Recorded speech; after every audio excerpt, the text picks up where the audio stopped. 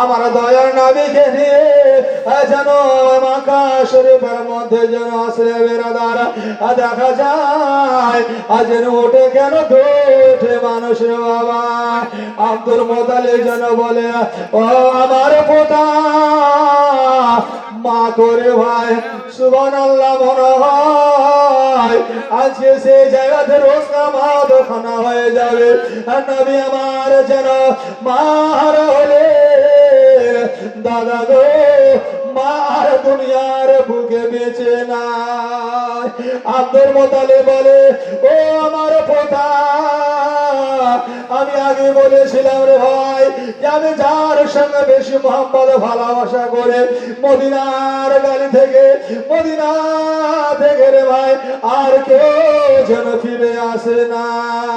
আমার দয়া নবী রাহমাতুল আলামিন নবী মা হারা হলেন। আমার বাবা গো আব্দুল মুতালিব যা আব্দুল মুতালিবের কাছে নবী আমার যেন পরওয়ারিশ খানাবার মতন করে জীবন খানা যেন কাটার। নবীর পর যখন 8 বছর হয়ে গেল আব্দুল মুতালিব যেন দুনিয়া থেকে বিদায় নিল। এই যে ভাই আমার 100 টাকা কিছু দিলে দাও ভাই, চাহাচি করবো না, মনে যদি থাকে তাহলে দাও। সুবহানাল্লাহ ভাই আমার 100 টাকা নাকি দিবে দিবে যা যে মূল চাইবে হাতে রেখে যে বড় টাকা পকেটে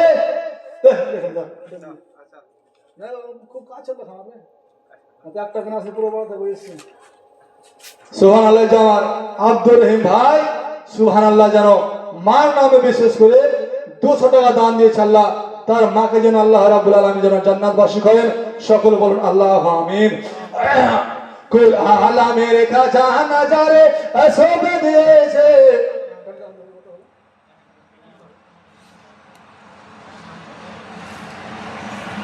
তাই বেরাদান ইসলাম নবী মুস্তাফা সাল্লাল্লাহু আলাইহি সাল্লামের জীবনী ইতিহাস কখনো শেষ হবে না।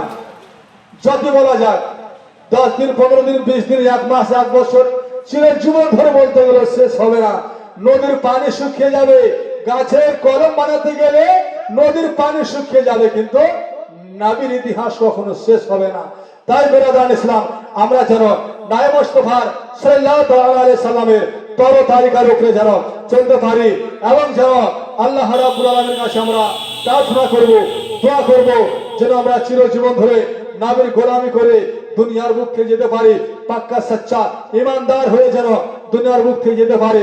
তাই বেরাদার হাদিসে কোরআন থেকে যদি ভুল ত্রুটি হয় দোয়া করবেন আল্লাহ রাব্বুল আলামিন যেন ক্ষমা করে দেয়। আপনাদেরকে যদি কোনো কথায় কোনো মাত্রায় যদি দুঃখ লেগে থাকে মাফ করবেন। এ বলে করলাম। আসসালামু আলাইকুম ওয়া রাহমাতুল্লাহ।